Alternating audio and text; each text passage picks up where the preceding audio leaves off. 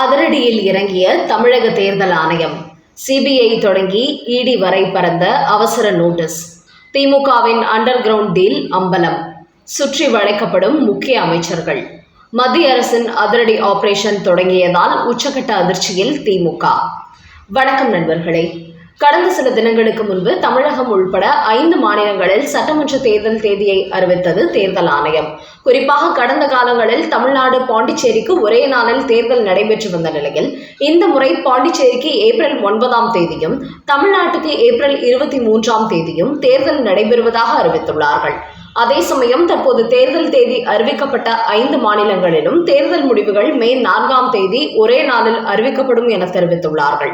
இந்த நிலையில் தமிழகத்தில் சட்டவிரோதமாக வாக்காளர்களுக்கு பண பரிவர்த்தனைகள் நடைபெற்று வருவதாக உளவுத்துறை கொடுத்த ரிப்போர்ட் காரணமாக மத்திய அரசின் விசாரணை அமைப்புகளான வருமான வரித்துறை, புலனாய்வுத்துறை, உளவுத்துறை, அமலாக்கத்துறை, சுங்கத்துறை உள்ளிட்ட அமைப்புகளுக்கு ஒரு அவசர நோட்டீஸ் அனுப்பப்பட்டுள்ளது. தமிழக தேர்தல் ஆணையர் அனுப்பியுள்ள இந்த நோட்டீஸில் விசாரணை அமைப்புகளுக்கு முக்கியமான அறிவுறுத்தல்கள் வழங்கப்பட்டுள்ளதாம். குறிப்பாக தமிழ்நாட்டை பொறுத்தவரை அரசியல் கட்சிகள் வினோதமான முறையில் பணம் மற்றும் பரிசு பொருட்களை வாக்காளர்களுக்கு கொண்டு சேர்க்கும் முயற்சியில் ஈடுபட்டிருப்பதாக தமிழக தேர்தல் ஆணையத்துக்கு தகவல் கிடைத்துள்ளதாம். அதன் காரணமாகவே ஏற்கனவே தேர்தல் நடத்தை விதிமுறைகள் அமலுக்கு வந்த பிறகு 50,000 ரூபாய்க்கு மேல் ரொக்கமாக யார் எடுத்துச் சென்றாலும் அதற்கான ஆவணங்களை கொடுக்க வேண்டும் என்று அறிவுறுத்தப்பட்டிருந்த நிலையில் தமிழகத்தில் இதுவரை கணக்கில் காட்டப்படாத 20 கோடி ரூபாய் பிடிபட்டுள்ளது. அதே சமயம் பரிசு பொருட்கள் கொடுக்கப்படுவதை கண்டறிய முடியவில்லையாம்.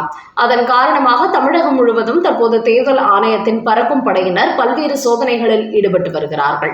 குறிப்பாக கணக்கில் காட்டப்படாத பணம் மட்டுமின்றி போதைப் பொருட்கள், சட்டவிரோதமாக கொடுக்கப்படும் இலவச பரிசு பொருட்கள், சலுகைகள் உள்ளிட்ட நடமாட்டம் இருக்கிறதா என்பதை பறக்கும் படை மூலம் தமிழக தேர்தல் ஆணையம் தீவிரமாக கண்காணிக்க தொடங்கியுள்ளது.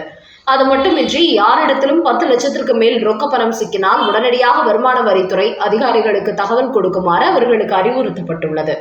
தமிழ்நாட்டை பொறுத்தவரை கடந்த காலங்களில் வாக்காளர்களுக்கு பணம், பரிசு பொருட்கள் கொடுப்பதை பெரிதாக தேர்தல் ஆணையம் தடுக்கவில்லை என்று கூறப்படும் நிலையில் இந்த முறை மிக தீவிரமாக களத்தில் இறக்கிவிடப்பட்டுள்ளார்கள்.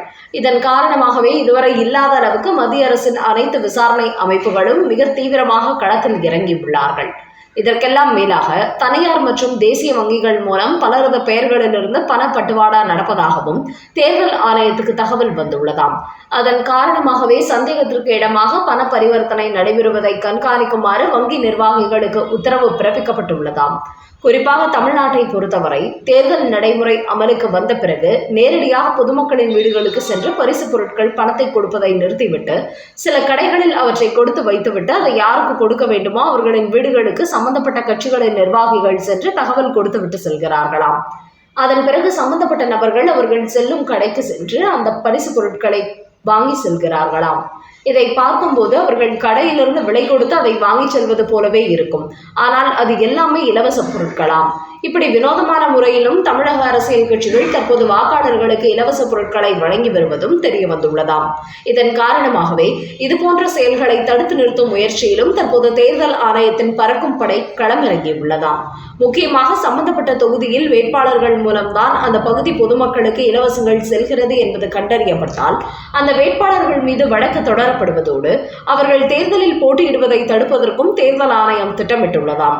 அதன் காரணமாகவே தமிழக தேர்தல் ஆணையத்தின் இந்த செயல்பாடு அரசியல் கட்சிகளுக்கு பலத்த அதிர்ச்சியை கொடுத்திருக்கிறது. குறிப்பாக மற்ற 4 மாநிலங்களை விட தமிழ்நாட்டில் இந்த முறை மத்திய அரசின் விசாரணை அமைப்புகள் தீவிரமாக கண்காணித்து வருகிறது என்பது குறிப்பிடத்தக்கது.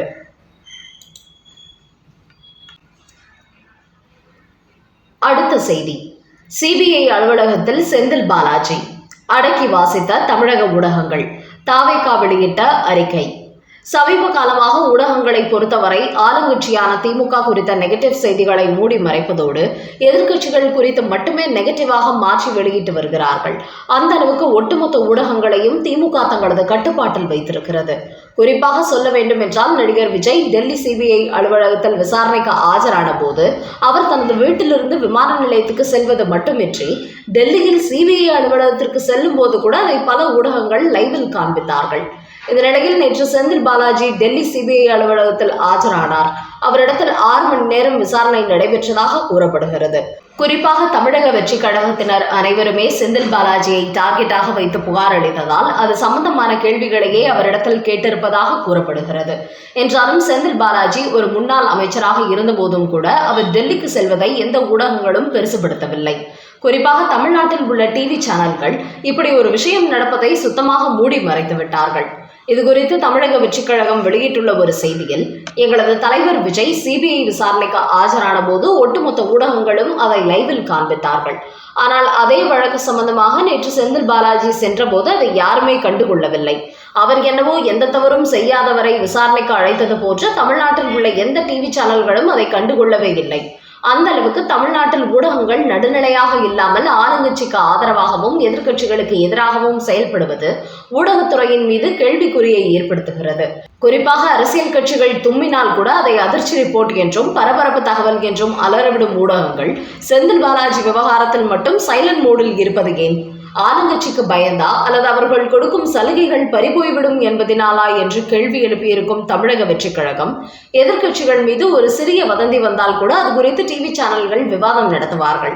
குறிப்பாக எங்கள் தலைவர் விஜய் சிபிஐ அலுவலகத்தில் ஆஜரானதை பல டிவி சேனல்கள் திரும்ப திரும்ப வெளியிட்டார்கள். ஆனால் நேற்று செந்தில் பாலாஜி விசாரணைக்கு ஆஜரான நிலையில் கண்ணை மூடிக்கொண்டார்கள். ஆளுங்கட்சியின் கைகூலியாக தமிழ்நாட்டின் ஊடகங்கள் செயல்படுவது வெட்கக்கேடான விஷயம் என்று தமிழக வெற்றிக் கழகம் அந்த அறிக்கையில் தெரிவித்துள்ளது.